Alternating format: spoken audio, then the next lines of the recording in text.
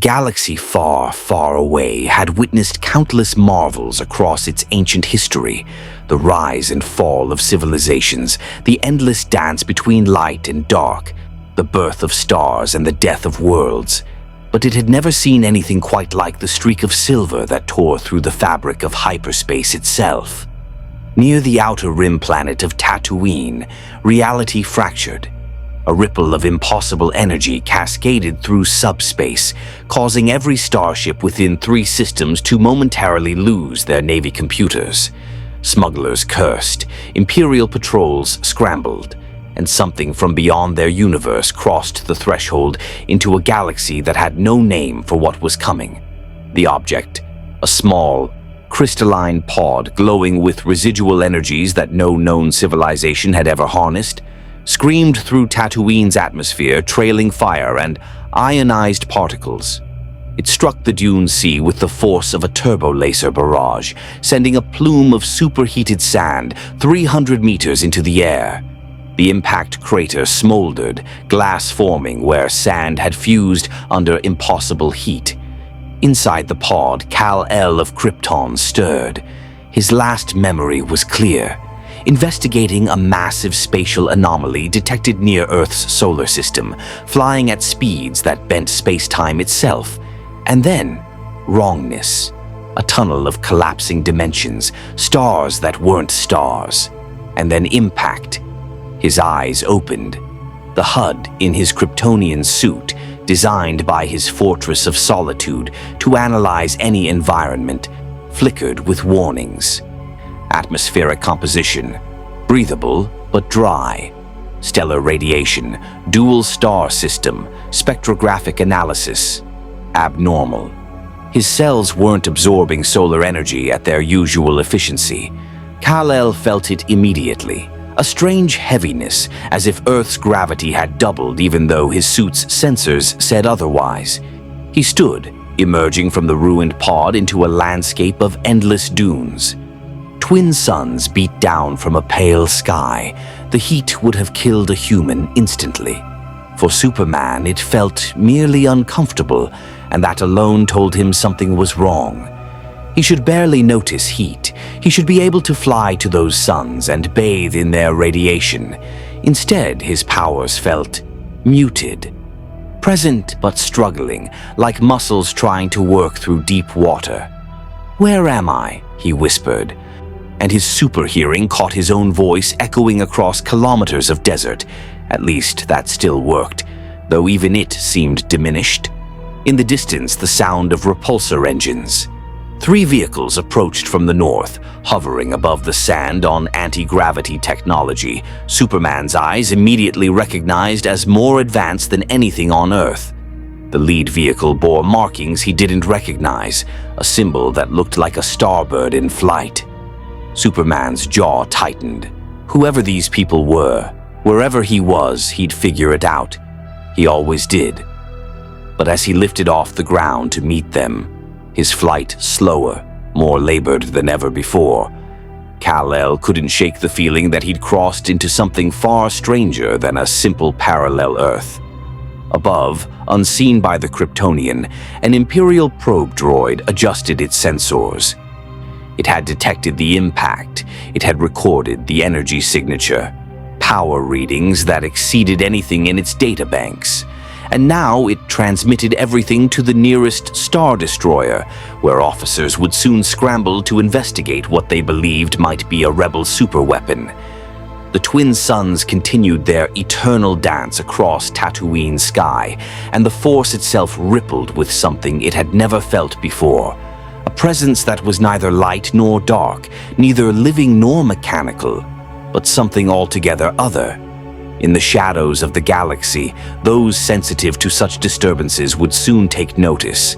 And on the desert planet where so many destinies had begun, another legend was about to be born. If you want to see more characters enter different universes, hit that subscribe button and drop the name of a character and the universe you'd want to see them in down in the comments below. May the Force be with you. The rebel scouts had seen the impact from 40 kilometers away, a pillar of fire that painted the afternoon sky orange and sent seismic tremors through the sand. Lieutenant Jessa Devarin, a human woman from Corellia with sand goggles and a well-worn blaster, had immediately ordered her team toward the crash site. In 2 years of fighting the Empire, she'd learned that unusual meant opportunity or danger. Usually both. Could be a downed TIE fighter, her pilot, a Duros named Keth, suggested as they crested a dune. TIEs don't hit that hard, Jessa replied, checking her scanner. Energy readings are off the scale. This is something else. What they found defied explanation. A crater 50 meters wide, edges fused into glass, and at its center, a figure. A man, tall and powerfully built, wearing a suit of blue and red that seemed to shimmer in the heat. No environmental gear, no helmet.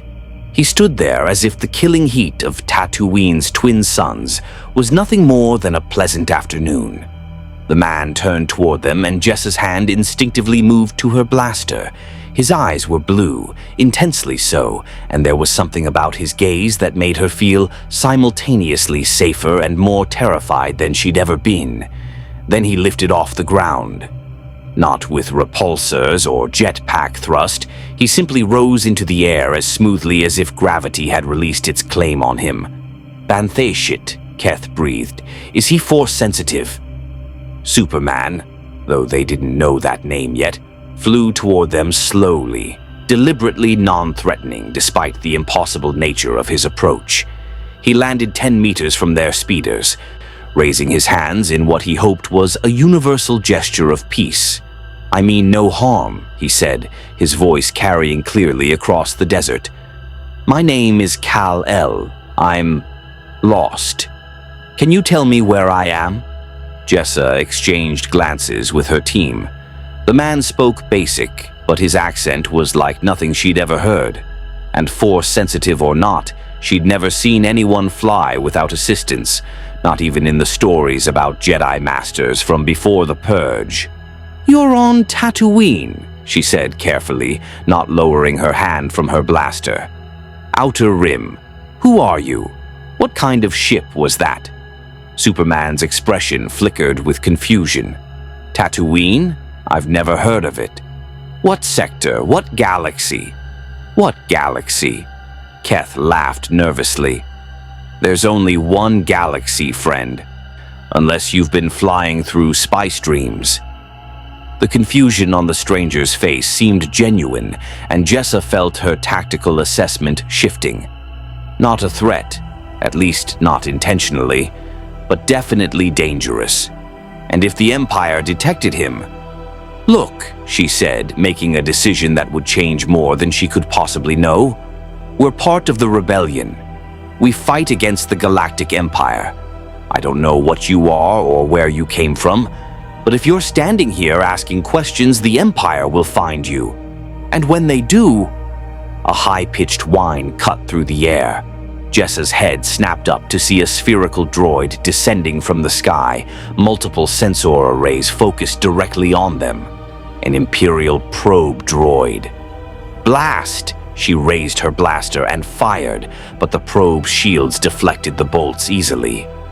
It began transmitting. She could hear the high-frequency burst even without equipment. Superman moved. One moment he was standing beside them. The next he was airborne, moving faster than her eyes could track despite the apparent limitations he'd mentioned. He reached the probe droid in less than a second, grasped it with both hands, and with a scream of tortured metal, crushed it into a compact sphere of sparking wreckage. He descended slowly, holding the destroyed droid like it weighed nothing. "I'm sorry," he said. "It was transmitting. I heard the signal. Was that wrong?" Jessa stared at the crumpled remains of Imperial technology that should have taken concentrated blaster fire to destroy. This man, this Kal-El, had torn it apart with his bare hands as easily as crushing a paper cup. "No," she said quietly. "You did right. but it already sent its transmission. The Empire knows something's here. She looked up at the twin suns, calculating time. We have maybe an hour before Imperial forces arrive. Probably stormtroopers, maybe worse if they think you're important enough. Superman's eyes hardened with determination, an expression Jessa recognized from every rebel who'd decided that running wasn't an option. Then we have an hour to prepare. Tell me about this Empire. The settlement of Anchorhead was small even by Tatooine standards. Moisture farmers, a cantina, a repair shop, and maybe 200 people trying to scrape life from one of the galaxy's harshest worlds. It was also directly in the path of the Imperial Patrol Squadron that Jessa's scanner now showed approaching from Mos Eisley. They'd made it to the settlement with 20 minutes to spare. Superman had asked questions during the speeder ride, rapid-fire inquiries about this empire, the rebellion, the political structure of what Jessa kept calling the galaxy. Each answer seemed to trouble him more. So this emperor dissolved a democratic government and declared himself dictator? Superman had asked, his voice tight. The Senate still exists, Jessa had replied. He just made it powerless. Then he started hunting down the Jedi, peacekeepers who could use the Force, killed most of them. The survivors went into hiding. Superman's hands had clenched. Jessa noticed his knuckles didn't whiten despite the pressure. The man's physical control was absolute. And this Force, you keep mentioning it. It's complicated. An energy field that connects all living things. Some people are sensitive to it, can use it to see the future, move objects, influence minds. The Empire claims the Jedi tried to overthrow the government. Most of us think that's propaganda. Now, as they stood on Anchorhead's outskirts watching the Imperial ships descend, Superman turned to Jessa with an intensity that made her breath catch. Those people in the settlement, they're not soldiers. They shouldn't be caught in whatever's about to happen. They won't evacuate, Jessa said grimly. Moisture farmers are stubborn. They think if they keep their heads down, the Empire ignores them. Then I'll make sure the Empire only sees me. Before Jessa could respond, Superman launched skyward. His flight was still slower than what she suspected was his normal speed. She'd seen his frustration when testing his abilities earlier, but it was still impossibly fast by any standard she knew. The Imperial force consisted of 6 troop transports and 2 AT-ST walkers, the chicken-legged assault vehicles that struck fear across occupied worlds. Superman positioned himself directly in their flight path, hovering 50 meters up, arms crossed. The lead transport pilot saw him immediately. Through his enhanced hearing, Superman caught the calm chatter. Unidentified aerial contact, humanoid, no visible propulsion system. Could be a Jedi survivor. Proceed with caution. Commander Vac wants whatever caused that energy spike captured alive if possible. The transports halted, forming a perimeter. Hatches opened and white-armored stormtroopers poured out, 40 of them at least, blasters raised.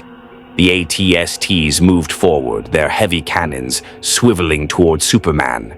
"Attention, unidentified individual," a voice boomed from the lead transport's external speakers. "You are in violation of Imperial space. Descend immediately and surrender for questioning." Superman descended, but slowly, deliberately, landing 30 meters from the Imperial formation, close enough to talk, far enough to move if this went wrong. "I don't want a fight," Superman said, his voice carrying clearly despite not being amplified. "I'm not from around here. I just need information. On the ground, hands behind your head." Superman didn't move. "I've done nothing wrong. I'm not a threat to you." The commander, an Imperial officer with the rank insignia of a lieutenant, stepped forward, flanked by troopers. "You match the description of an unauthorized Force user. You will comply or be terminated." "I'm not a Force user," Superman said evenly. I've never even heard of the Force until today. I'm just..." One of the ATSTs fired. A bolt of brilliant green energy that should have vaporized a person struck Superman square in the chest.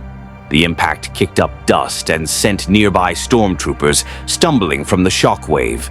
When the smoke cleared, Superman stood unmoved. His suit was undamaged. He wasn't even knocked back. He looked down at his chest, then back up at the Imperial forces, his expression shifting from diplomatic to disappointed. "That," he said quietly, "was a mistake." The Imperial lieutenant's voice cracked over the comm. "All units, fire at will." 40 blasters opened up simultaneously. Red bolts filled the air, a storm of energy that would have reduced a building to slag. Superman walked forward through it. Bolts ricocheted off his skin, off his suit, leaving him completely untouched.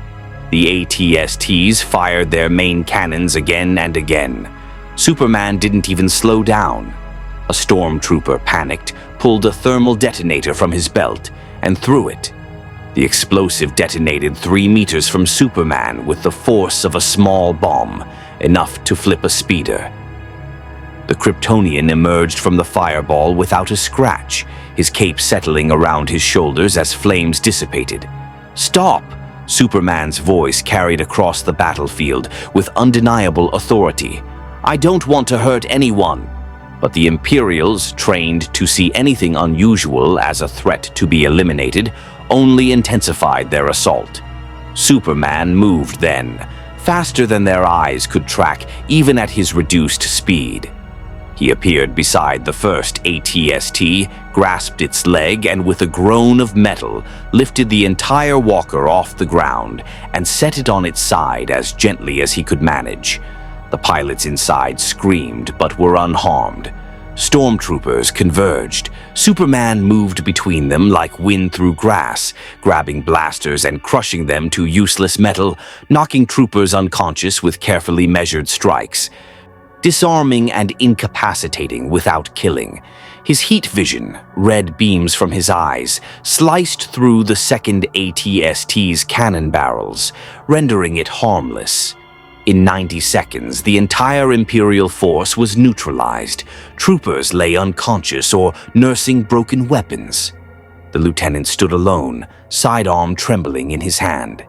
Superman stepped toward him slowly. "I told you, I don't want to fight, but I won't let you hurt innocent people." The lieutenant dropped his blaster and ran for his transport. From the settlement, Jessa watched with her jaw hanging open. She'd seen Jedi in holovids from before the Purge. She'd heard stories of Force users deflecting blaster bolts with lightsabers. But this man had just walked through enough firepower to level a city block like it was summer rain. "What are you?" she whispered. Superman floated back toward the settlement, landing beside her. "On my world, they call me Superman. I was Earth's protector. Now I don't know where I am or how to get home, but I know tyranny when I see it, and I know innocent people who need help." He looked at her with those impossibly blue eyes. "Tell me more about this rebellion of yours." Before Jessa could answer, her calm crackled to life. The voice on the other end was urgent, afraid. "All rebel cells, priority alert. Lord Vader has departed the Executor. Destination, Tatooine. I repeat, Darth Vader is en route to Tatooine. Whatever you found out there, it got his attention. Get off world now." Jessa's blood went cold. She looked at Superman, who waited with patient curiosity. "The Empire's top enforcer is coming," she said. "A Sith Lord.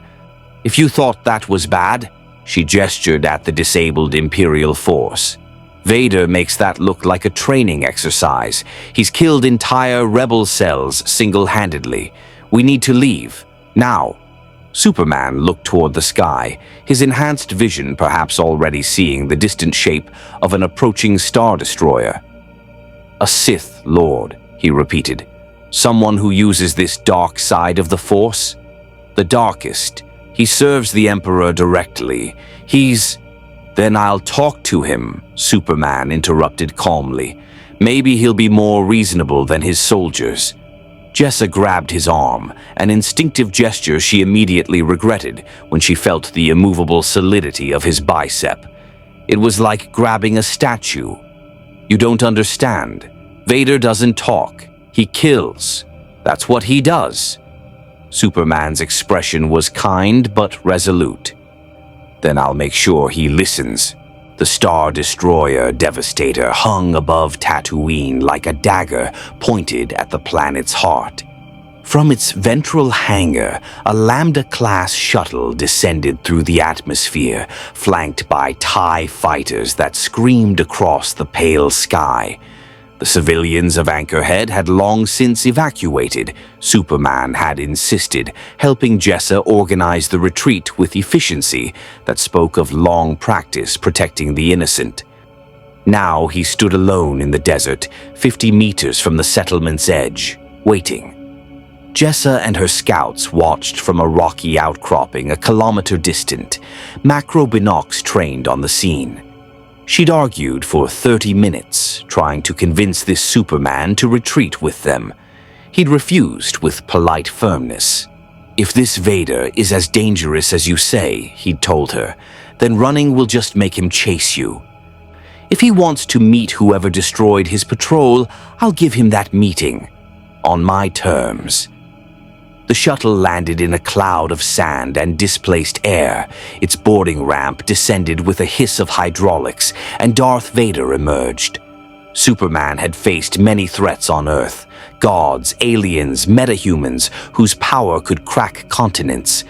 But there was something about Vader that set his instincts on edge. The figure was tall, encased entirely in black armor that reflected the twin suns with an obsidian gleam.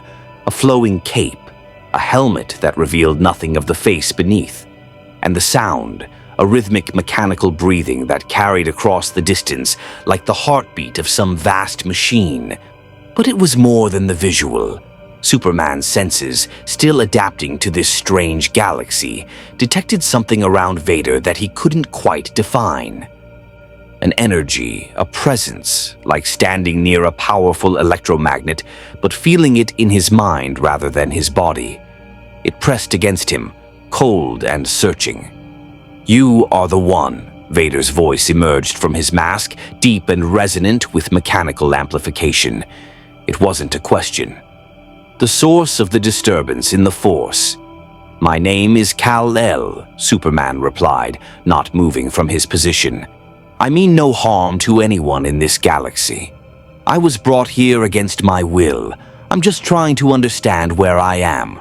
"You are nowhere," Vader said, approaching with measured steps. "The Force tells me you should not exist. You are a void wrapped in flesh, an impossibility." He stopped 20 meters away. "Yet you stand here, and you destroyed an Imperial patrol without killing a single soldier. Curious restraint, or calculated mercy to avoid revealing your full capabilities?" Superman's jaw tightened. Through his superhearing, he caught the whisper of servos in Vader's suit, the regulated breathing of damaged lungs, the artificial rhythm of a mechanical heart. This Sith Lord was as much machine as man, sustained by technology that was simultaneously keeping him alive and imprisoning him. "I don't kill if I can help it," Superman said. "Even soldiers following orders, they're victims of this empire too, whether they know it or not." "Philosophy." Vader's voice carried what might have been amusement or contempt. The mechanical filtering made it impossible to tell. "The Jedi spoke of such ideals once: mercy, compassion, peace." He took another step forward. "Their philosophy died with them. Only power remains." Vader's hand rose, and Superman felt it. That strange energy focusing on him like invisible hands trying to grip his throat. The Force choke, Jessa had called it, when warning him about Vader's abilities. The Sith Lord could crush windpipes from across a room with a thought. Superman felt pressure on his neck. It was uncomfortable, like someone pressing their thumbs against his throat. But his Kryptonian physiology, even weakened in this galaxy, was built to withstand far greater force. He stood unmoved, breathing normally, meeting Vader's gaze through the helmet's dark lenses. Vader's hand clenched tighter. The pressure increased. Superman didn't even cough. "Interesting," Vader said, lowering his hand. The pressure vanished.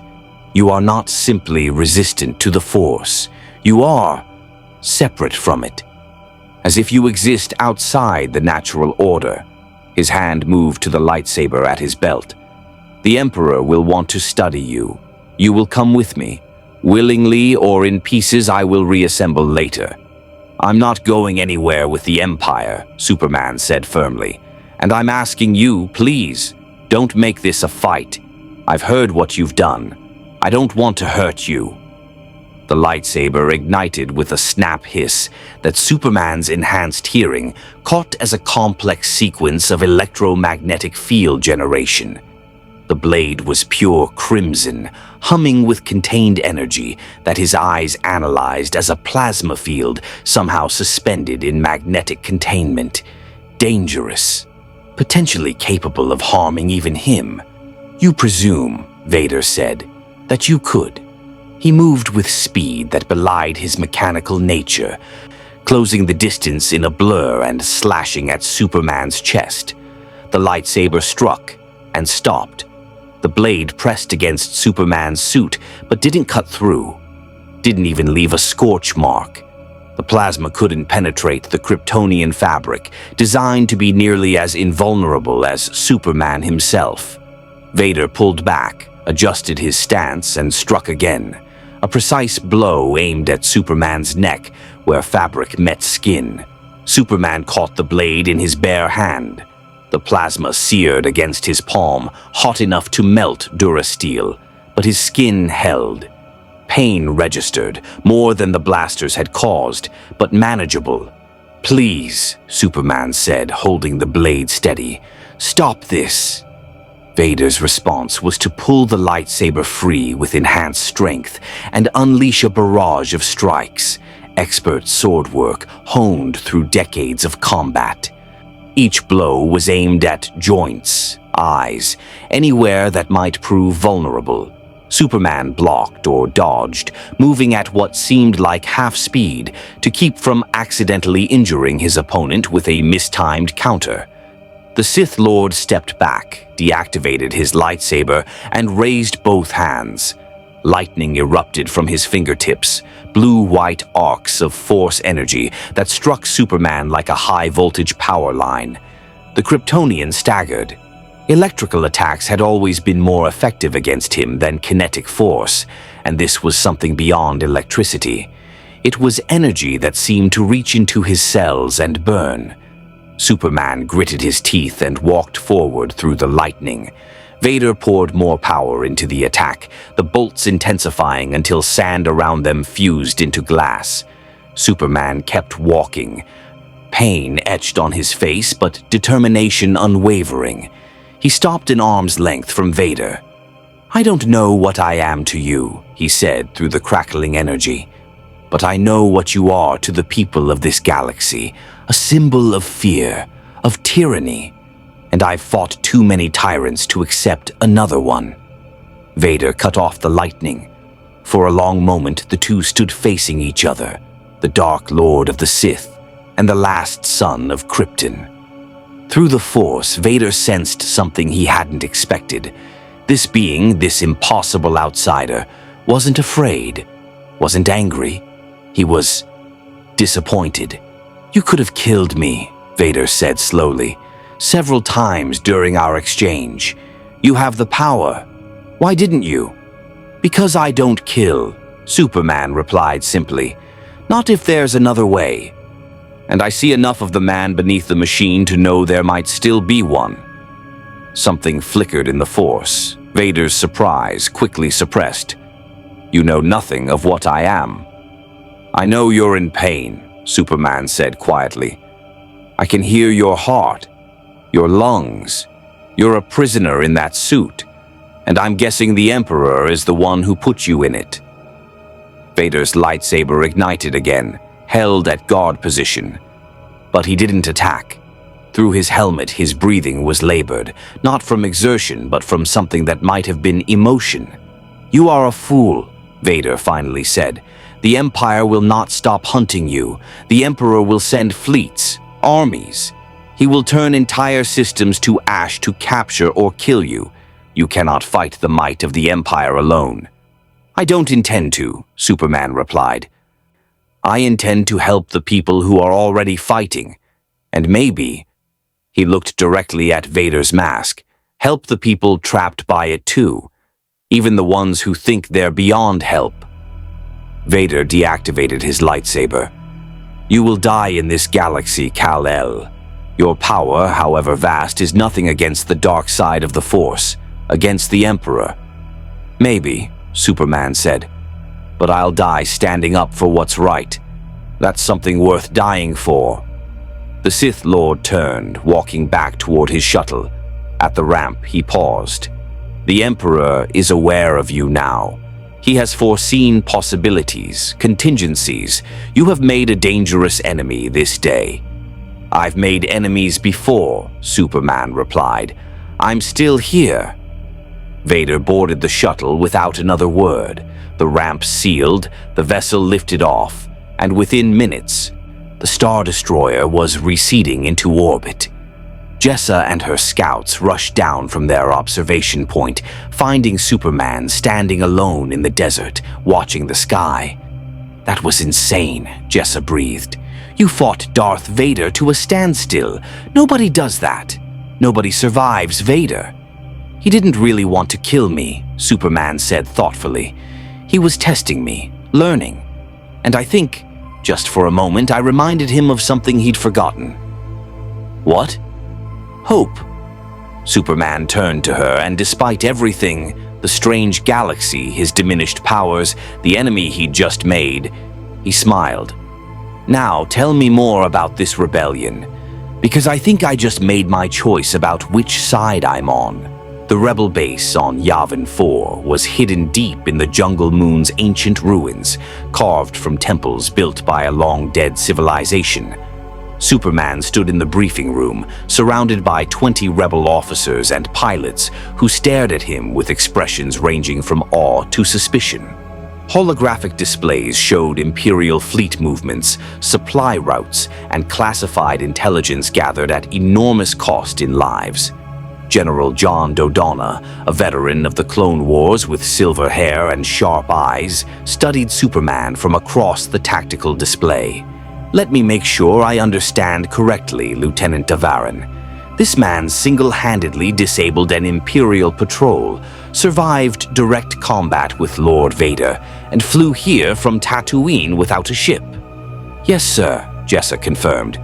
She'd accompanied Superman on the 3-day journey, his flight speed still frustratingly limited as his body adapted to the galaxy's stellar radiation.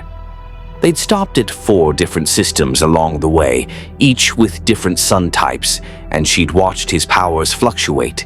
Binary systems helped. Red giants drained him. He was learning, adapting, but clearly operating well below what he considered normal. "And you claim to be from another galaxy entirely." This came from Mon Mothma, the Alliance's diplomatic leader, her voice measured and calm. She'd arrived on Yavin 4 specifically to meet this stranger who'd fought a Sith Lord and lived. "Another universe," Superman corrected gently. "Where I come from, there's no Force, no Empire, no hyperspace travel, but tyranny looks the same everywhere, and people suffering under it deserve help." A Bothan intelligence officer named Kothlis clicked his teeth skeptically. "Convenient story. How do we know you're not an Imperial trick? Some new weapon they're testing on us?" "Because Vader would have killed you all by now if I were Imperial," Superman replied without arrogance, simply stating fact. "I'm here because Lieutenant Davarin told me about your cause. You're fighting to restore democracy, to end oppression. Where I come from, I made a promise to stand for truth and justice. That doesn't change just because I'm lost. "Noble words," Admiral Akbar said, his salmon-colored skin glistening in the chamber's humidity. The Mon Calamari officer pulled up tactical displays. "But the Empire has weapons, soldiers, and 1,000 worlds under its heel. We're a guerrilla force, Mr. Kal-El. We strike where we can and run before they crush us. We can't win through direct confrontation." "Not yet," Superman acknowledged, "but I can help change that equation." "How?" Dodonna asked bluntly. "You say your powers are diminished here. You can't be everywhere at once, and the moment you reveal yourself in a major operation, the Empire will deploy everything they have to capture or kill you." Superman moved to the holographic display, studying the streams of data. His enhanced vision let him process information faster than the computer interfaces were designed to display it. Fleet positions, troop deployments, supply chains. "You're right that I can't be everywhere, but I can be somewhere the Empire doesn't expect, doing something they think is impossible." He pointed to a notation on the display. "What's this convoy?" Jessa leaned in. "Imperial supply run. Tibana gas from Bespin. Heading to the Fondor shipyards. Heavy escort, 3 Star Destroyers. We've been monitoring it for weeks, but can't touch it with that kind of protection." "Tibana gas," Superman mused, "used in blasters and turbolasers." "Every weapon system in the Imperial military," Akbar confirmed. "That convoy represents a month's worth of armament for an entire sector fleet." Superman's eyes glowed faintly, not with heat vision, but with determination. "Then that's where I start. You need a symbol that the Empire can be hurt, that their supply lines aren't invincible. I'll hit that convoy." "Alone?" Mon Mothma's elegant eyebrows rose. "Against 3 Star Destroyers." "I won't destroy them," Superman said quickly. "I don't kill, remember. But I can disable their engines, knock out their tractor beams, and make sure that Tibana gas never reaches those shipyards. Your forces can sweep in afterward to capture or scatter what's left." The room erupted in argument. Some officers called it suicide, others saw opportunity. Kothlis insisted it was a trap, but Dodonna raised his hand for silence, studying Superman with the calculating eye of a man who'd fought impossible odds before. "If you can do what you claim," Dodonna said carefully, "it would be the single most significant strike against Imperial logistics in 6 months. But if you fail, if you're captured or killed, we lose a potential asset and confirm to the Empire that something valuable is working with us." "I won't fail," Superman said. It wasn't arrogance. Jessa had come to recognize his tone. It was the simple confidence of someone who'd faced impossible challenges and prevailed through sheer determination. Mon Mothma stepped forward, her gaze searching Superman's face. "Why are you really doing this? You could hide. Find a quiet world in the Outer Rim, live out your days until you find a way home. Why risk your life for a galaxy that isn't yours?" Superman was quiet for a moment, and when he spoke, his voice carried the weight of conviction forged through years of heroism. "My father, my adopted father on Earth, taught me that my abilities were a gift, that I could choose to use them selfishly or to help others. When you can do the things I can do, and you don't help when people are suffering." He met Mon Mothma's eyes. "Then the bad things that happen are partly your fault. This might not be my galaxy, but these are people who need help. That's enough." The room fell silent. Even the skeptics seemed moved by the raw sincerity in his words. "Very well," Mon Mothma finally said. "General Dodonna, coordinate with Mr. Kal-El on the convoy strike, but I want contingencies in place. If this goes wrong, we extract what assets we can and scatter." "Understood," Dodonna replied, already pulling up detailed convoy routes on the holo display. As the briefing broke up and officers dispersed to their stations, Jessa approached Superman. "You know they're putting a lot of faith in you based on one fight with Vader." "I know," Superman said quietly, watching the tactical data scroll past. "That's why I can't let them down. These people have lost so much fighting this empire. The least I can do is give them a reason to hope." "Hope?" Jessa smiled slightly. "That's dangerous in this galaxy. The Empire's spent years crushing it." Superman's expression hardened with resolve. "Then it's time they learned that some things can't be crushed."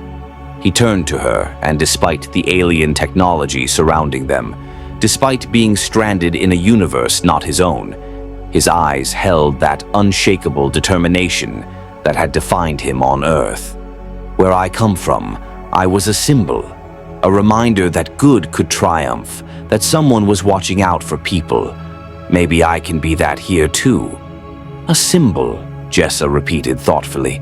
"The rebellion could use one of those, something the common people can rally behind." "Then let's give them one," Superman said, "starting with that convoy." In orbit above Yavin 4, Imperial probe droids drifted through the debris field at the system's edge, sensors recording every ship that came and went from the rebel moon. They'd been there for weeks, part of a patient strategy to map rebel movements, and they just recorded something impossible, a humanoid figure flying through vacuum without a ship, heading toward the Yavin system from deep space. The data transmitted to the nearest Imperial intelligence station, where analysts scrambled to explain what their sensors were telling them.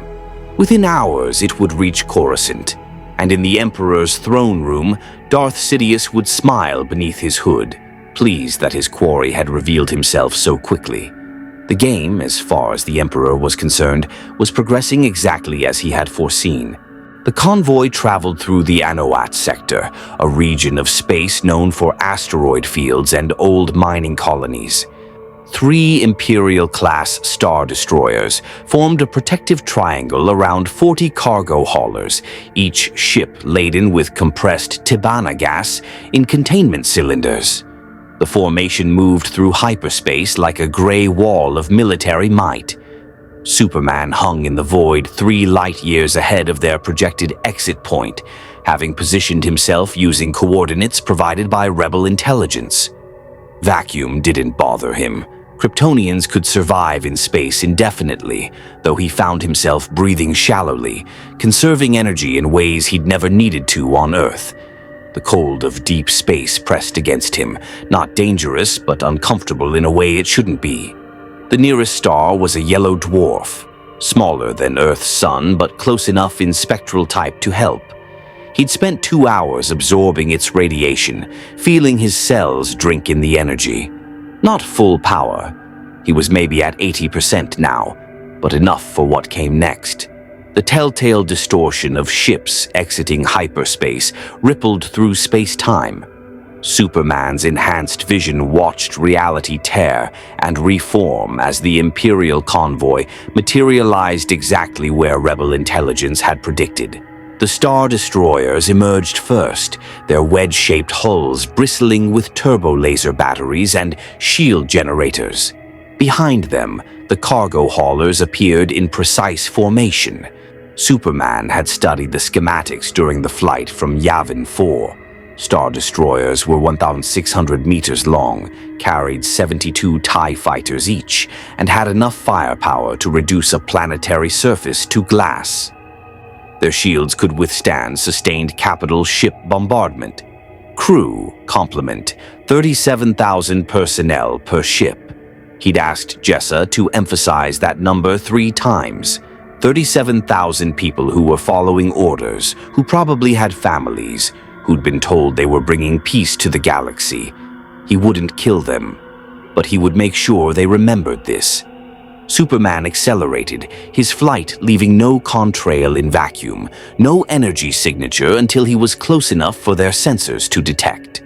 The lead Star Destroyer's bridge crew noticed him 3 kilometers out, a humanoid figure approaching at impossible velocity, no ship, no suit, just flying through space as casually as someone might walk down a corridor. Alert status. Unidentified contact bearing 0 Mark 3. The sensor officer's voice cracked across the bridge comm.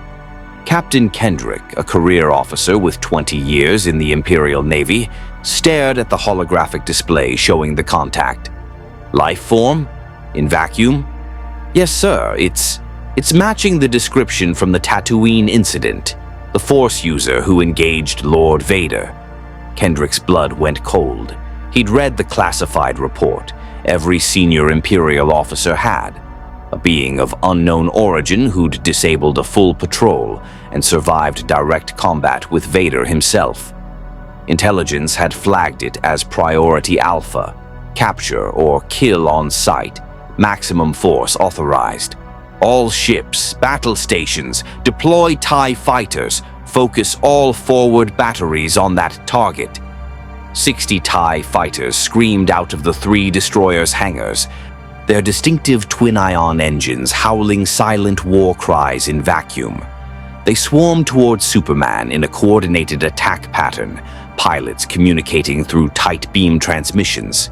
Superman stopped, hovering relative to the convoy's velocity, and waited until they were in range. The TIEs opened fire, green laser bolts converging on his position from multiple vectors. He dodged the first volley with speed that surprised even himself. His powers were responding better in the vacuum, as if whatever was inhibiting them on planets mattered less in space. But he couldn't dodge forever, and he needed to make a point. Superman flew directly into the formation, letting bolts impact his body. They stung, leaving small burns that his body immediately began healing, but nothing that could stop him.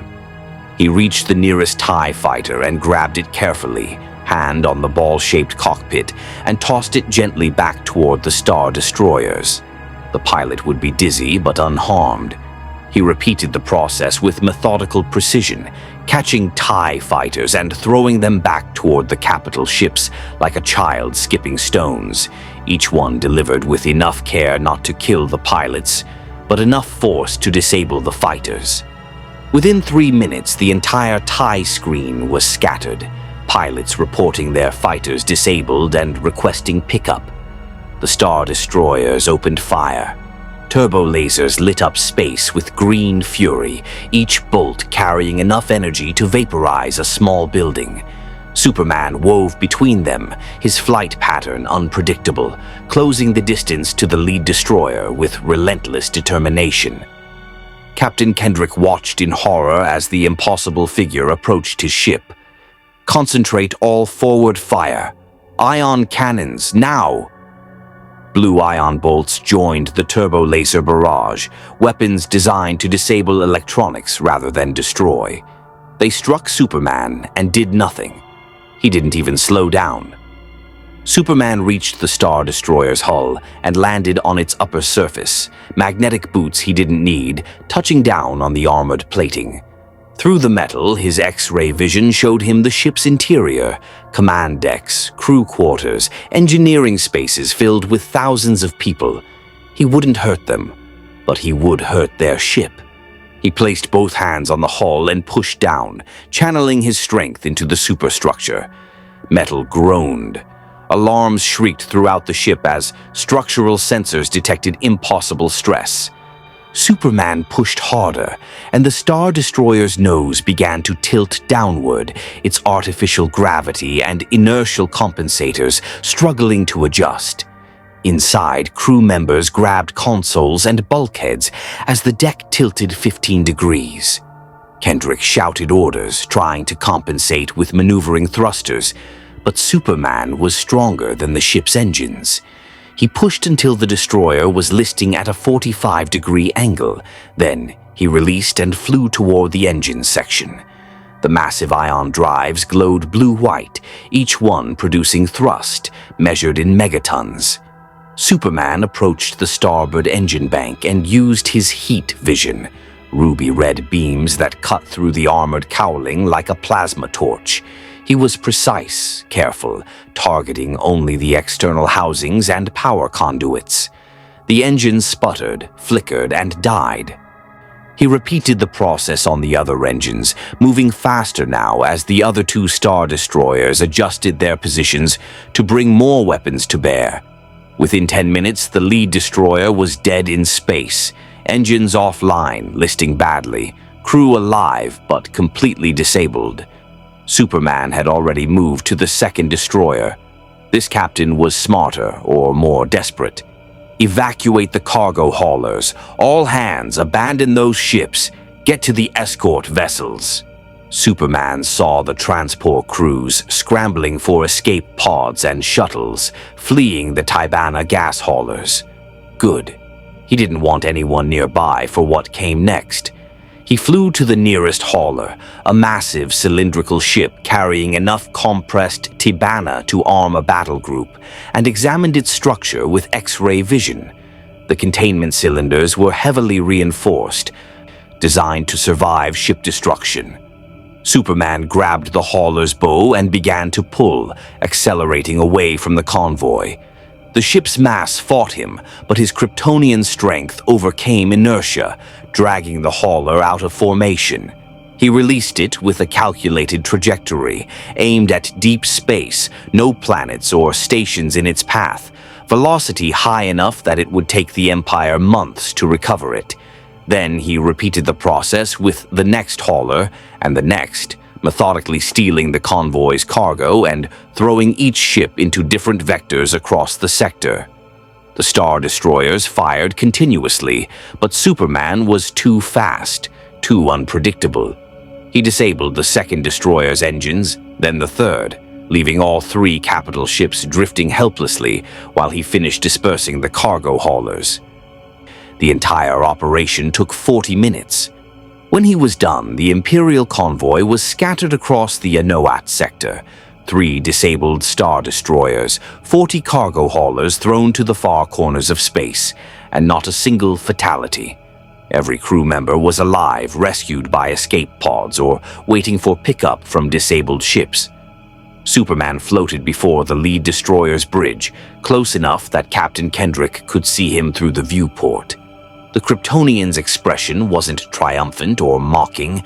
It was almost sad, as if this victory gave him no pleasure. Then he turned and flew away, accelerating toward the coordinates where rebel ships would be waiting to recover what cargo they could salvage. Behind him, Captain Kendrick stood on his tilted bridge, surrounded by sparking consoles and emergency lighting, and tried to comprehend what had just happened. One impossible flying being had just single-handedly destroyed an entire convoy operation without killing anyone. "Get me a comm channel to Coruscant," Kendrick said quietly. "The Emperor needs to know. This isn't a Force user. This is something else, something we're not prepared for." In the depths of space, Superman allowed himself a small smile. The rebellion would have the Tibana gas they could recover. The Empire would have to explain how they lost an entire convoy, and the galaxy would learn that the Empire wasn't invincible. It was a start, a small one, but a start nonetheless. The throne room on Coruscant was darkness made manifest, shadows that seemed to absorb light, architecture designed to make visitors feel small and powerless. Emperor Palpatine sat on his throne, hooded face hidden except for the yellow eyes that gleamed with malevolent intelligence. Before him knelt Darth Vader, who had just finished delivering his report on the convoy disaster. "Fascinating," Palpatine rasped, his voice like dried leaves over stone. 3 Star Destroyers, 40 cargo ships, all disabled without a single death.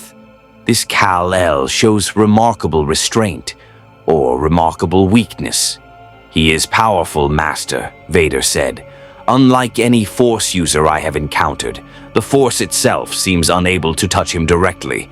My lightsaber barely affected him. Force lightning caused him pain, but not defeat. Yes, I have felt this disturbance." Palpatine rose from his throne, moving with a speed that belied his ancient appearance. "A being from outside our reality, you believe? Not born of the Force, but separate from it? That is my assessment." then he is vulnerable in ways he does not yet understand. The Emperor's smile was terrible to behold. The Force may not touch him directly, but it touches everything around him. The very space he moves through, the energy his body absorbs, the people he seeks to protect. Palpatine circled Vader like a predator examining prey. You say he absorbs stellar radiation to fuel his abilities? His power fluctuated based on proximity to stars. He is weaker on planets, stronger in space near suitable stellar bodies. Then we control his power by controlling his environment. Palpatine returned to his throne, already calculating. But first, we must understand what he wants, what drives this Superman. The title dripped with mockery. He fights for the rebellion. But does he understand the complexity of galactic politics? Does he know the rebels cannot win? That even with his power, they are too few, too scattered, too weak to overthrow an empire spanning 1,000,000 worlds? He speaks of justice and protecting innocence, Vader said. He is idealistic, like the Jedi were. Idealism. Palpatine's laugh was dry and cruel.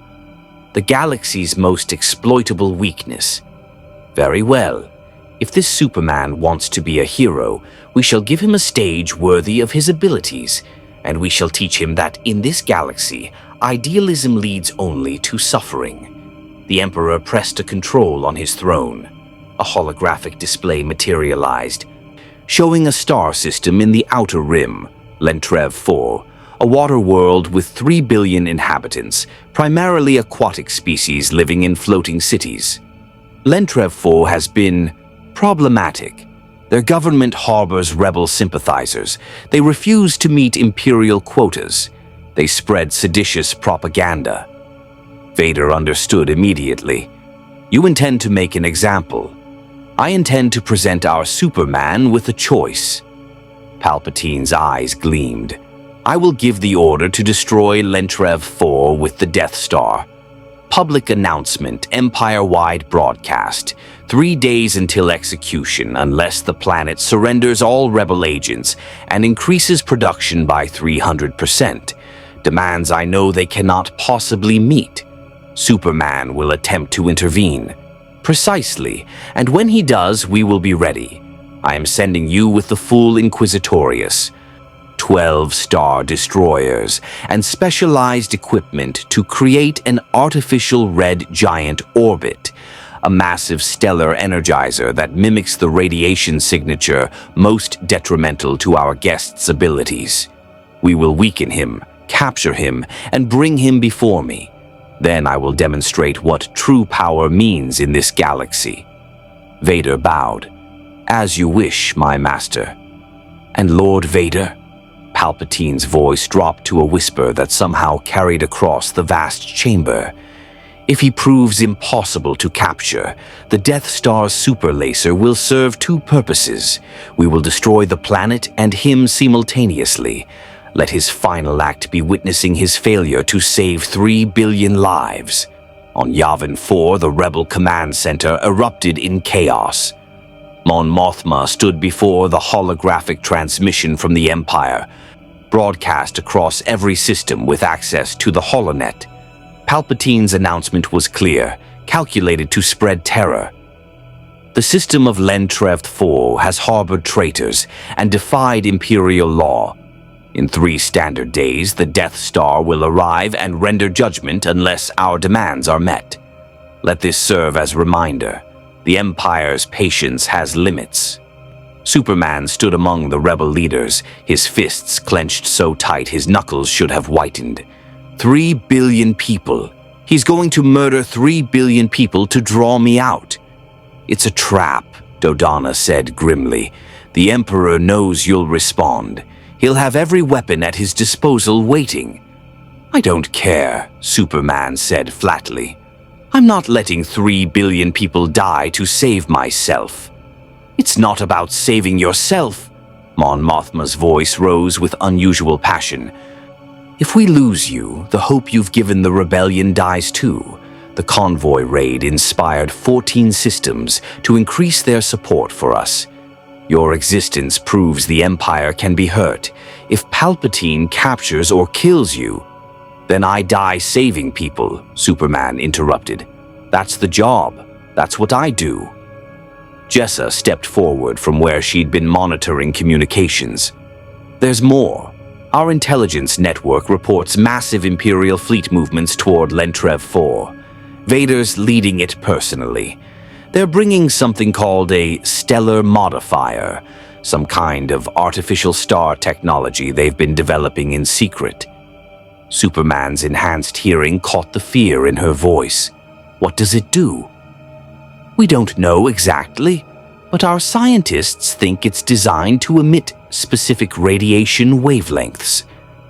If they've analyzed your biology from your encounters... She trailed off, not needing to finish. They'll create a radiation environment that weakens me, Superman concluded. Smart. Attack my power source rather than me directly. Which is why you can't go, Akbar insisted. It's suicide. They want you there. They've prepared for you. Superman turned to the holo-display showing Lentrev 4. A beautiful blue world, cities glittering on its surface like jewels. Somewhere down there, 3 billion beings were living their lives, unaware that an empire had just sentenced them to death as bait in a trap. I have to go, he said quietly. Not because I think I can win, but because I'm the only one who might be able to evacuate enough people to make a difference. Your ships can help, but we need time. If I can delay the Death Star, hold off Vader and his forces, give the people a chance to escape. You'll die, Vader's deep voice cut through the chamber. Everyone spun to see, but it was just a holographic recording triggered by a time-delayed Imperial transmission directly to the Rebel base. The Sith Lord's image stood among them like a dark prophecy. Kal-El, I know you are hearing this. Come to Lentrev 4 if you wish. Face the full might of the Empire, but know this. Your death will change nothing. The rebels will still lose. The Emperor will still rule. And 3 billion lives will be your legacy of failure. The transmission ended. The room was silent until Superman spoke. Get every transport ship you can spare to Lentrev 4. Civilian vessels, smugglers, anyone with a hyperdrive.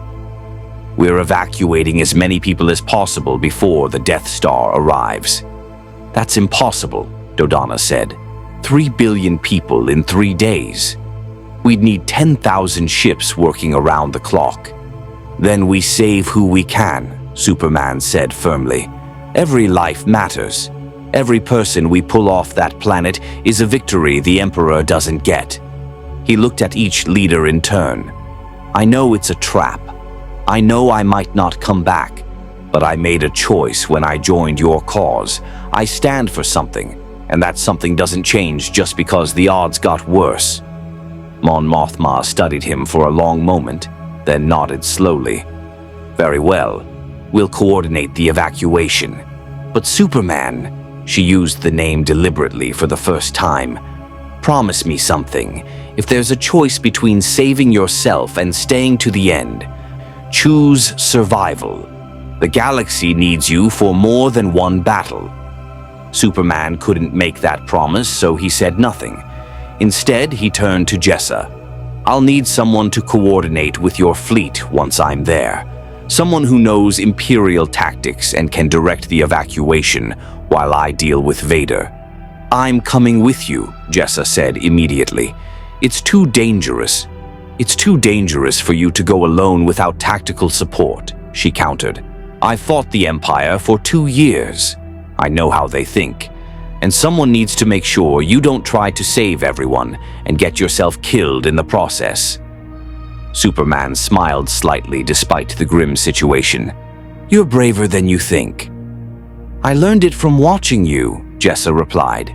In the Imperial command ship moving toward Lentrev 4, Darth Vader stood before a massive device that hummed with barely contained power, the Stellar Modifier, a technological marvel built from ancient Sith alchemy and cutting-edge Imperial science. When activated, it would emit radiation across a spectrum specifically calculated to drain Kryptonian cellular structures based on analysis from Vader's encounter and the convoy battle. "Will it work?" asked the Grand Inquisitor, a pale figure in dark robes who led the Emperor's Jedi hunters. "It will weaken him," Vader replied. "Perhaps enough, perhaps not. But the Emperor's plan does not rely solely on technology." He turned to face the Inquisitor and 11 others like him, fallen Jedi and Force sensitives trained in the dark arts. "Your task is not to defeat Superman, it is to distract him.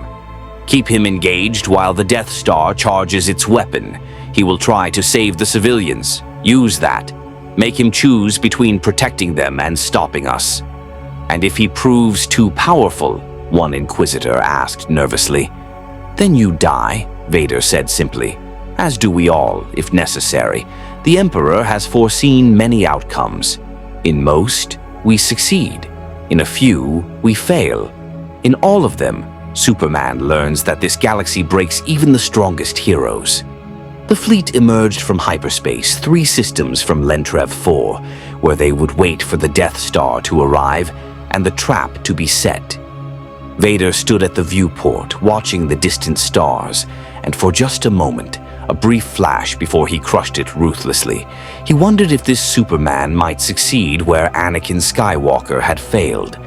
Then the moment passed, and there was only the dark side and the mission, and the inevitable crushing of hope that the Empire had perfected into an art form. Lentrev 4 was chaos given form and sound. The floating cities, massive platforms held aloft by repulsor technology and buoyancy, teemed with millions of aquatic beings trying to evacuate to the handful of spaceports that could process refugees. The ocean world's 3 billion inhabitants had received the Emperor's ultimatum, and panic had set in immediately. Superman descended from orbit, Jessa riding in a small rebel shuttle that struggled to keep pace with his flight. Even weakened, he moved faster than most atmospheric craft. The twin suns of the Lentrev system were both yellow dwarfs, which helped, but there was something else wrong now. A feeling in his cells, like his solar absorption was struggling against interference he couldn't identify. The Empire hadn't arrived yet, but he could see the effects of their ultimatum everywhere. Ships overloaded with refugees, some so packed they were barely flight-worthy. Arguments at docking bays as desperate families tried to secure passage off-world. And in the distance, the planet's government was broadcasting increasingly frantic messages offering to meet the Empire's demands. Offers Superman knew would be ignored. He landed on the primary city's central platform, near what served as the planetary capital building. Aquatic beings, the Mon Calamari-like Lentrevians, surged around him, some pleading for help, others demanding to know if the rebellion could stop what was coming.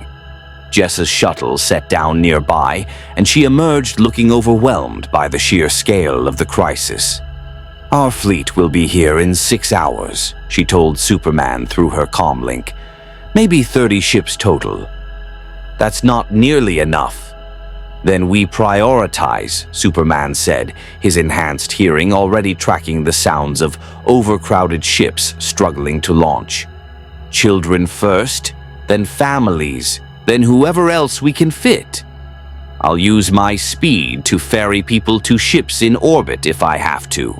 How long until the Death Star arrives?" 52 hours. We've got time, but not much. A Lentrevian official, his aquatic features drawn with stress, approached them. "You're the one called Superman, the being who fought Darth Vader." "I am. Can you stop the Death Star? Can you save us?" Superman met the official's desperate eyes and chose honesty over false hope. "I don't know if I can stop it, but I promise you I will do everything in my power to save as many of your people as possible. That's not a maybe." That's a guarantee." The official's shoulders sagged with relief, mixed with resignation. "Then we will coordinate with your rebellion. Every ship we have is being pressed into service." The next 40 hours were a blur of desperate logistics. Superman worked without rest, using his strength to repair damaged ships, his speed to ferry refugees from remote cities to the main spaceports, his heat vision to cut through wreckage blocking evacuation routes. He saved thousands personally, pulling people from collapsed structures, stopping a massive repulsor platform from crashing when its generators failed, even diving into the planet's deep oceans to evacuate underwater settlements. Jessa coordinated with rebel ships and civilian vessels, creating flight lanes and schedules to maximize efficiency. The Lentrevian government provided everything they had, every transport, every pleasure yacht, every cargo hauler converted into makeshift passenger carriers. But it wasn't enough. Even with Superman working at his reduced capacity, even with perfect coordination, the math was brutal. They'd evacuated maybe 800 million people when the Imperial fleet arrived. Superman was in the middle of guiding a damaged freighter to a safe landing when his enhanced vision caught it. Reality tearing at the system's edge as massive ships dropped out of hyperspace. 12 Star Destroyers in perfect formation. And behind them, something that made his breath catch. The Death Star.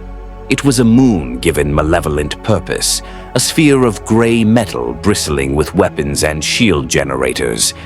Its surface carved with trenches and towers that spoke of engineering on a scale Superman had rarely seen.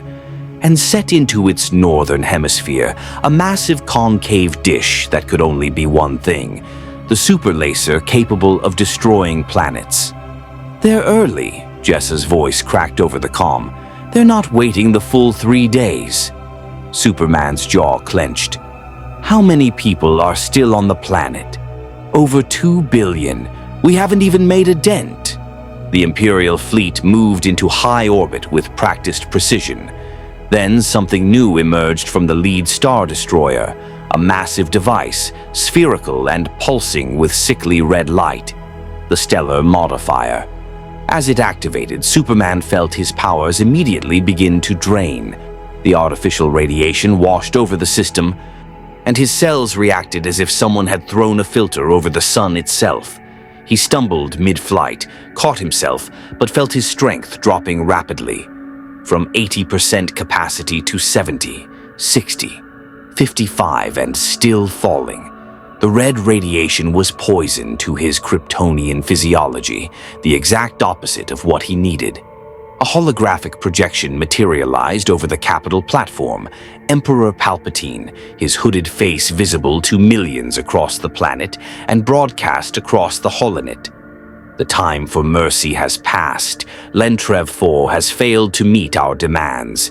Evacuation will cease immediately, or we will fire now rather than wait. You have 1 hour." "No!" Superman shouted at the projection, knowing it was one way. "You gave them 3 days." But Palpatine's image had already vanished, replaced by Darth Vader. The Dark Lord's helmet filled the holographic space, and his mechanical breathing carried across every speaker on the planet. "Superman," Vader said, the name heavy with dark promise. "You wished to save them. Now you face the reality of your choice. The Death Star requires 6 hours to charge its super laser to full power. 6 hours during which you could flee, could save yourself. Or you could stay and attempt the impossible, protecting these beings from my forces while we prepare to destroy their world." As Vader spoke, dropships began launching from the Star Destroyers, hundreds of them, carrying stormtroopers and AT-AT walkers to the planet's surface. And from specialized transports came 12 robed figures, their presence in the Force like wounds in reality. The Inquisitorius had arrived. "We will hunt the refugees," Vader continued. "We will burn their ships before they can escape. We will force you to choose again and again between saving the few in front of you and stopping us. And in the end, when you have exhausted yourself, protecting those who will die anyway, The Death Star will fire and you will witness your failure." Superman felt his power continuing to drain under the stellar modifier's influence. He was at 40% now, maybe less, weaker than he'd been since arriving in this galaxy. But as he looked at the millions of beings still scrambling for evacuation, at the children crying for their parents, at the elderly who'd accepted they wouldn't escape, something hardened in his chest. "Jessa," he said into his comlink, "get everyone you can to the ships. Don't wait for me. Just get them out." "What are you going to do?" Superman rose into the air, his flight sluggish but determined, heading toward the descending Imperial forces. "What I always do, stand between the innocent and those who'd hurt them, no matter the cost." Behind him, Jessa watched the Man of Steel fly toward impossible odds with dwindling power, and she understood why the rebellion needed symbols like him. Not because he would win, the math said he couldn't, but because he would try anyway, would sacrifice everything for people he'd never met in a galaxy that wasn't his own. In orbit, Vader watched the Kryptonian approach, flanked by TIE fighters and surrounded by the Inquisitors, descending on parallel trajectories. "All forces," he commanded, "engage. Show him what it means to stand against the Empire." The Battle of Lentrev 4 had begun, and everyone watching knew that by the time the Death Star's super laser was fully charged, the galaxy would witness either the birth of a legend or the death of hope itself. Superman intercepted the first wave of dropships 3 kilometers above the capital platform. At 40% power, he was slower than he'd been on Tatooine, weaker than during the convoy raid, but still beyond anything the galaxy had seen. He caught the lead dropship by its nose, arrested its descent with a grunt of effort that surprised him. The ship's mass fought against his diminished strength, and redirected it away from the evacuation zones. The dropship's pilot panicked and opened the troop bay doors early. 30 stormtroopers tumbled out, falling toward the ocean below. Superman released the ship and dove, catching soldiers in midair, 5 and 6 at a time, depositing them roughly but alive on empty platforms far from civilian populations. He repeated the process with the next dropship and the next, his speed just enough to stay ahead of the Imperial assault. Then the Inquisitors arrived. 12 dark-robed figures descended on anti-grav platforms, their double-bladed lightsabers igniting in crimson arcs. The Grand Inquisitor led them, his pale face twisted with zealous fury as he channeled the Force towards Superman. The Kryptonian felt it, that strange energy trying to grip him, throw him, crush him, but it slid off his body like water off stone. The Force could barely touch him directly. But the Inquisitors had learned from Vader's reports. They didn't target Superman himself. "Bring down the platforms," the Grand Inquisitor commanded. 6 Inquisitors redirected their power toward the repulsor generators, holding the massive city platforms aloft. The Force, invisible but inexorable, began tearing machinery apart, crushing power conduits, severing crucial systems. Warning klaxons blared as the eastern platform began to tilt, its repulsors failing under the sustained assault. Superman abandoned the dropships and flew toward the tilting platform. 200,000 beings lived there, and they were screaming as their world listed 30 degrees, buildings sliding toward the edge, people scrambling for purchase. He reached the platform's underside and pushed upward with both hands, his muscles straining against millions of tons of metal and machinery. The platform stabilized. Superman held it, every ounce of his diminished strength focused on keeping it level, while technicians worked frantically to repair the damaged systems.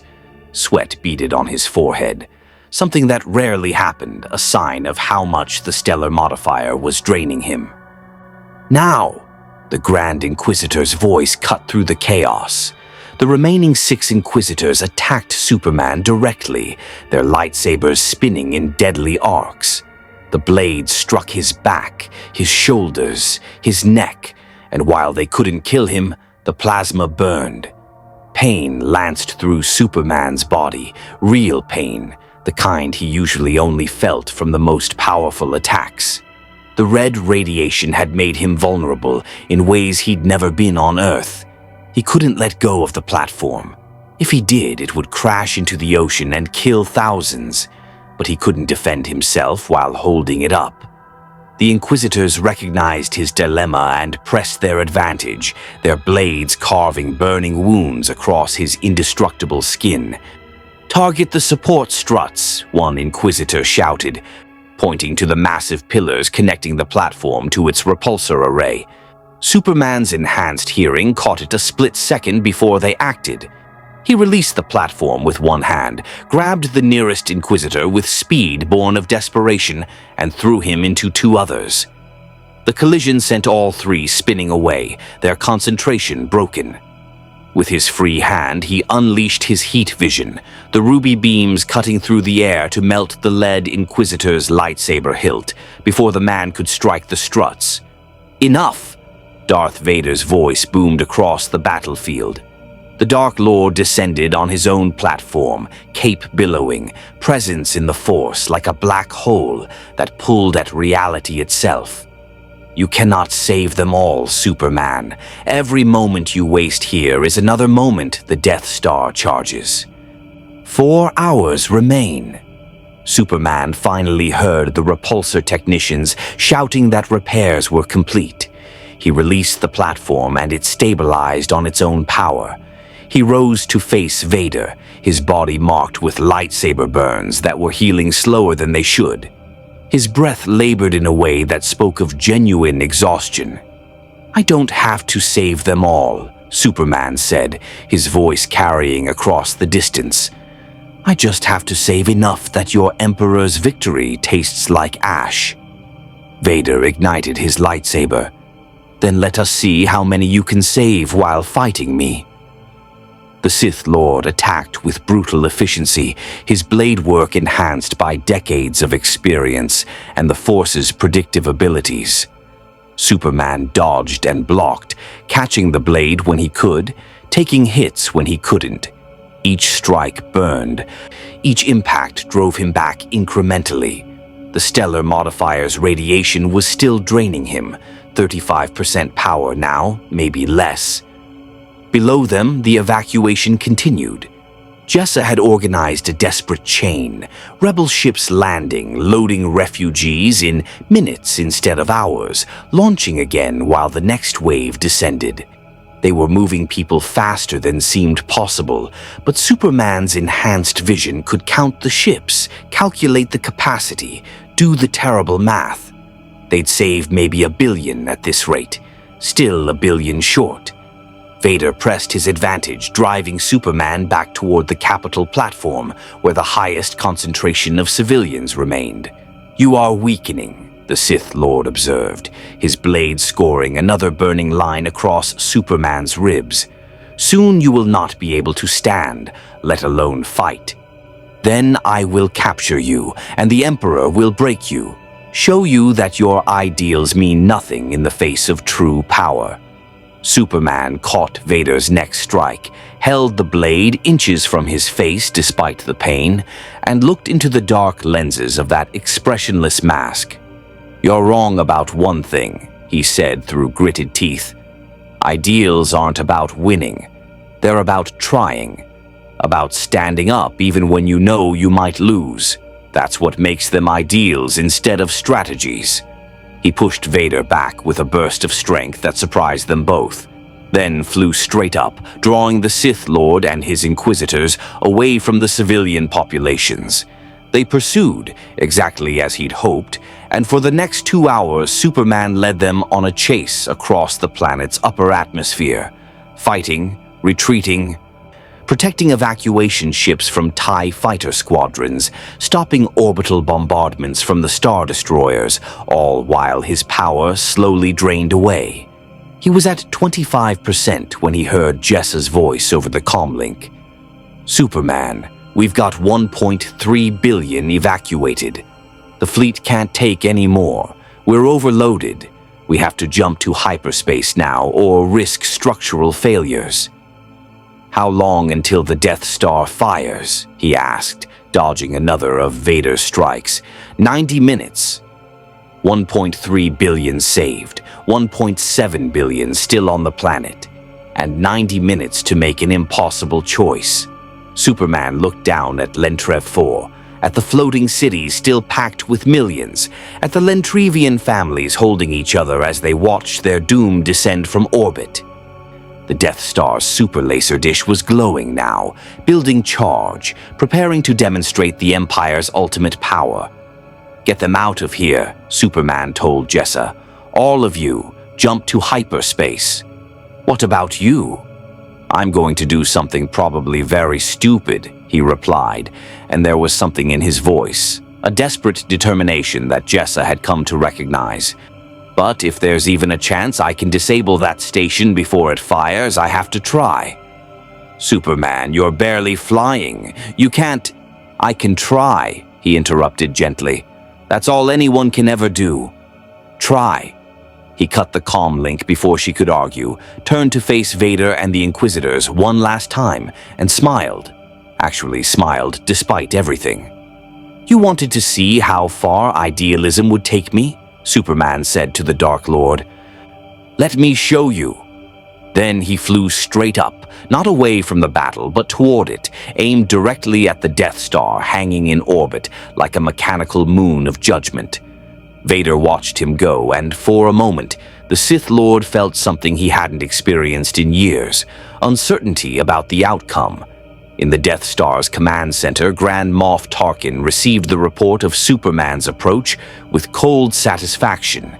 "Let him come," Tarkin said, his thin face showing no emotion. "The station's defenses will handle one exhausted alien. Prepare to fire on schedule."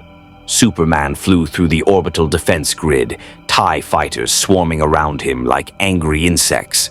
Turbo laser fire filled space with deadly green light. He wove between the bolts, took hits that burned through his suit and scorched his skin, kept climbing. His power was at 15% now, the stellar modifier's influence strongest in orbit near its position. Every movement hurt, every breath was labor. But he'd faced impossible odds before.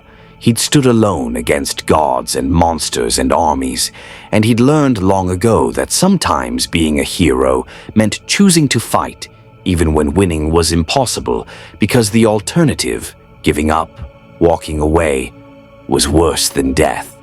He reached the Death Star's surface and landed on the super laser dish itself, the massive concave weapon that was 60 seconds from firing. His X-ray vision showed him the internal structure, power conduits, focusing crystals, Kyber arrays channeling unimaginable energy toward a single point. If he could rupture those conduits, cause a feedback loop before it fired. Superman raised his fist and brought it down on the dish with every ounce of strength he had left. The metal buckled. Alarm shrieked throughout the station. He struck again and again, his fists hammering into the armored surface like a desperate drumbeat, each impact sending shockwaves through the superstructure. Inside the command center, Tarkin watched damage reports flood in. What is he doing? He's trying to cause a feedback cascade in the primary weapon, a technician reported, voice rising with panic. If he breaches the containment chamber, fire now, Tarkin commanded.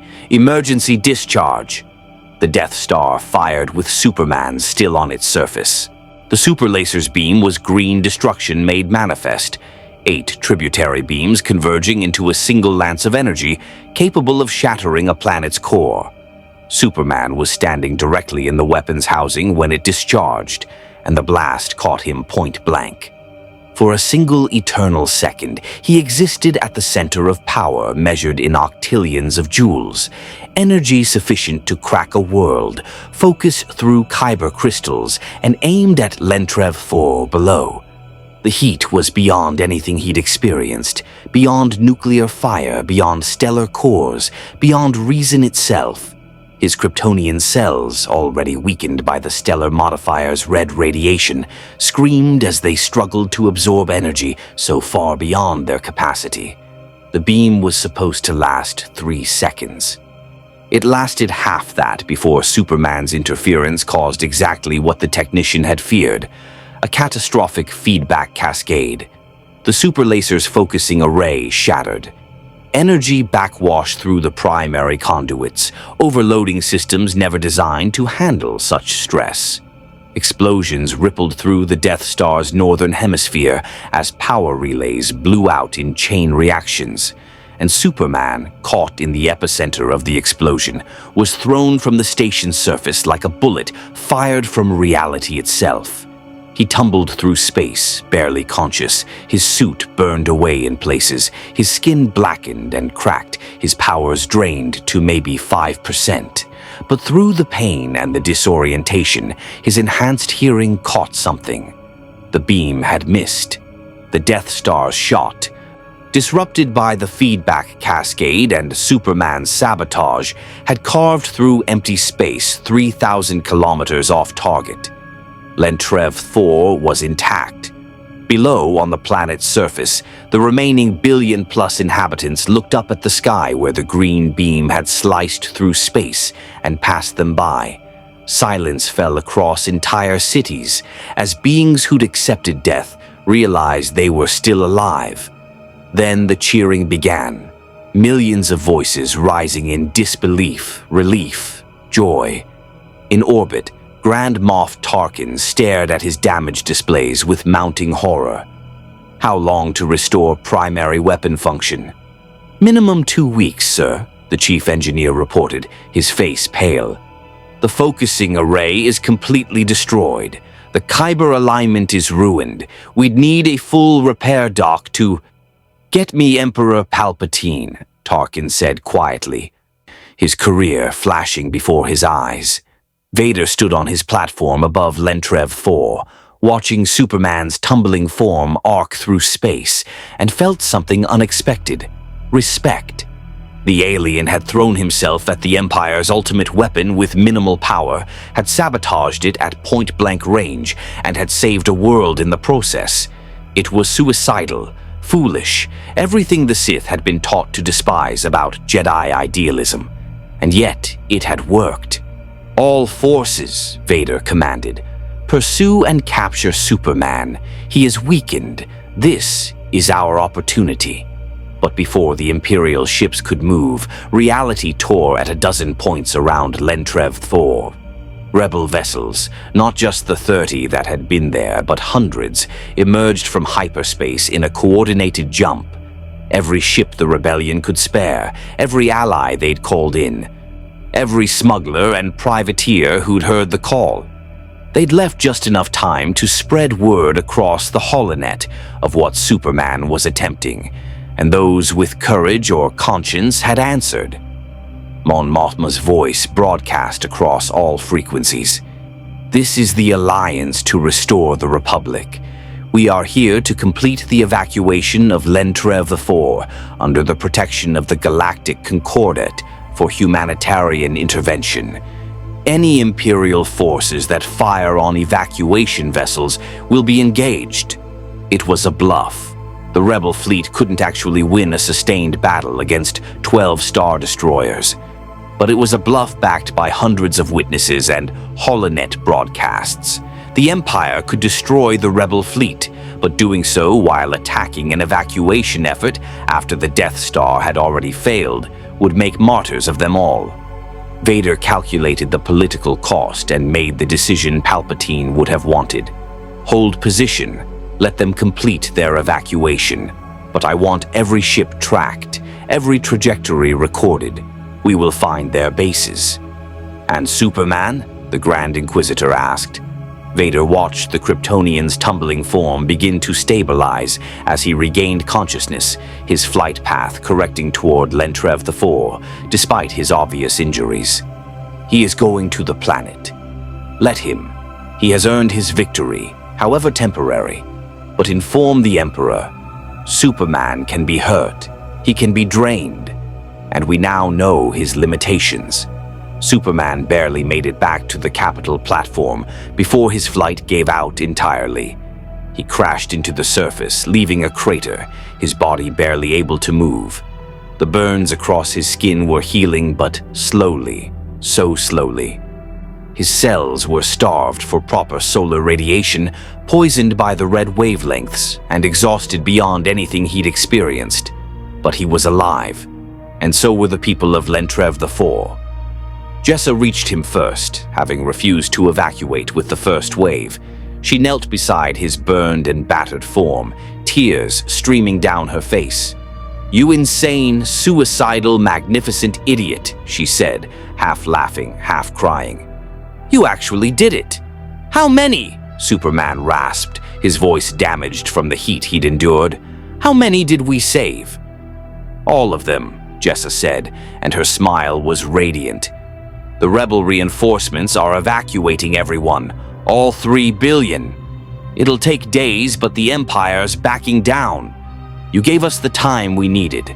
Superman closed his eyes, relief flooding through him. His body was wrecked. His powers were nearly gone, but everyone had survived. Not some, not most, everyone. "Good," he whispered and passed out. The evacuation took 4 days. The Imperial fleet remained in position, watching but not interfering as hundreds of ships ferried the entire population of Lentrev IV to allied worlds across the Outer Rim. The holonet broadcasts had spread across the galaxy, images of Superman throwing himself at the Death Star, of the weapon failing, of the rebellion arriving to complete the rescue. The Empire issued statements claiming the Death Star had intentionally missed, that it was a demonstration of mercy. No one believed them. The galaxy had witnessed the impossible. One being, one desperate hero, had defied the Empire's ultimate weapon, and won. Systems that had been too afraid to support the rebellion began quietly sending resources. Recruitment to the Alliance tripled in a week. By the time Superman regained consciousness, they were on Yavin 4. He woke in a medical bay, his body still healing, but his powers slowly returning as the stellar modifier's effects faded. Jessa sat beside his bed, and beyond her he could see through the window a jungle moon, ancient temples, and the glow of a yellow sun that felt almost like home. "Welcome back," Jessa said softly. "You've been out for 6 days." The people of Lentrev IV? All safe, resettled on 12 different worlds. The Empire's trying to spin it as propaganda, but the galaxy knows the truth. She smiled. "You've become a legend, Superman. People are calling you the hope of the rebellion. There are songs about you already on 100 worlds." Superman tried to sit up, winced as his healing body protested. "The Death Star? Disabled for now. Intelligence says it'll take weeks to repair, maybe longer." Jessa's expression turned serious. "But the Emperor's not going to stop. You've proven you're a threat to everything he's built. He'll come at you with everything he has." "Let him," Superman said, his voice stronger now. He looked out at the alien sky, at the galaxy that wasn't his, but that he'd chosen to defend anyway. "I'm not running. Not while there are people who need help. Not while the Empire thinks it can terrorize entire worlds without consequence. Even if it kills you?" Superman met her eyes, and in them she saw the same determination that had driven him to throw himself at a planet-destroying weapon. "Where I come from, my father told me I could be a symbol, that I could inspire people to be better, to hope for something more. Maybe that's what this galaxy needs, someone to remind them that tyranny isn't inevitable, that even the darkest empire can be challenged." Mon Mothma entered the medical bay, followed by Dodonna and several other rebel leaders. "Superman," she said formally, "the Alliance Council has voted unanimously. We would be honored if you would officially join the rebellion as our, well, we're not quite sure what to call you. Special operative seems insufficient." "Call me what I am," Superman said, finally managing to sit up. "A friend, someone who fights for the same things you do." and someone who's going to make sure the Emperor remembers that power without compassion is just tyranny waiting to fall. Then welcome to the rebellion, Dodonna said, extending his hand. Officially this time. Superman shook it, feeling his strength returning with each passing hour. Outside, the yellow sun of the Yavin system continued its arc across the sky, and with each ray of light, the last sun of Krypton grew stronger. In his throne room on Coruscant, Emperor Palpatine watched the reports flood in. The failure at Lentrev 4, the rebellion's propaganda victory, the surge in support for the Alliance, the mythic status Superman was achieving. Any other ruler might have been concerned. Palpatine smiled. "Lord Vader," he said to the holographic image of his apprentice, "you see now what I have foreseen. This Superman has made himself the symbol of the rebellion. He has tied his fate to theirs. When we crush him, and we will crush him, we crush their hope entirely. He is powerful, Master, and he is learning to adapt to our galaxy. Power without understanding is meaningless. He does not comprehend the Force, does not understand how it shapes destiny, how it can be manipulated to ensure outcomes. I have already begun to move pieces into position." The Emperor's yellow eyes gleamed with malice. "Let him have his victory. Let him believe his ideals matter. We will teach him, slowly and painfully, that this galaxy breaks even the strongest heroes. And when he finally understands the futility of resistance, when he watches everything he's tried to protect crumble to ash, then we will offer him the choice. Join us, or watch the rebellion die. And if he refuses, then the Death Star, once repaired, will have a new target, not a planet. The rebel fleet itself, gathered in one place for a decisive strike, they will be manipulated into attempting. Superman will face the choice again, save the rebels or destroy the station. But this time, we will be prepared. This time, he will fail." Vader bowed. "As you wish, my master." The transmission ended, and Palpatine sat back in his throne, contemplating the vast web of schemes and contingencies he was weaving. Superman thought he'd won at Lentrev 4. In truth, he'd simply revealed his greatest weakness. He cared. About people, about principles, about hope itself. And in the Empire, caring was the surest path to exploitation and pain. The galaxy had changed in ways both subtle and profound. On worlds from the core to the outer rim, beings whispered the story of Superman, the stranger from beyond who challenged the Death Star itself and survived. Artists painted murals on spaceport walls, showing a figure in blue and red standing against the darkness. Parents told their children that even when things seemed hopeless, someone might be watching over them. The rebellion found itself inundated with volunteers, resources, intelligence from systems that had remained neutral out of fear. Mon Mothma told Superman that in the 2 weeks since Lentrev 4, they'd gained more support than in the previous year combined. He'd become exactly what they needed, proof that the Empire could bleed. But Superman knew the truth that the galaxy was only beginning to understand. This was just the beginning. Palpatine wouldn't stop. The Death Star would be repaired. Vader would hunt him across systems. The Empire had 1,000,000 worlds and infinite resources, while he was still learning the rules of a galaxy where the Force shaped destiny and hyperspace made distance meaningless. He stood on Yavin 4's observation deck, watching the sunset paint the jungle in amber and gold. His powers had returned to nearly 80% as his body completed its adaptation to the galaxy's stellar varieties. He was stronger now than during those first days on Tatooine, more knowledgeable about the threats he faced. Jessa joined him at the viewport. Intelligence reports Vader's consolidating forces in the mid-rim. The Emperor's ordered him to locate our main base. "Then we'll be ready," Superman said. "We always knew this wouldn't be easy." You could still leave, Jessa said quietly. Find some way back to your universe. You've done more than anyone could ask. Superman shook his head. I made a choice when I joined this fight. I chose to stand with people who refuse to give up, who believe that freedom is worth fighting for no matter the odds. That's not something I walk away from. He turned from the window, and in his eyes burned that unshakable determination that had defined him across universes. Besides, I think I'm starting to understand something about this force everyone keeps mentioning. It's about connection, about the bonds between all living things. Maybe I'm not connected to it the way Jedi are, but I'm connected to the people fighting for their freedom. That's its own kind of power. In the depths of space, the repaired segments of the Death Star gleamed as construction crews worked to restore its primary weapon.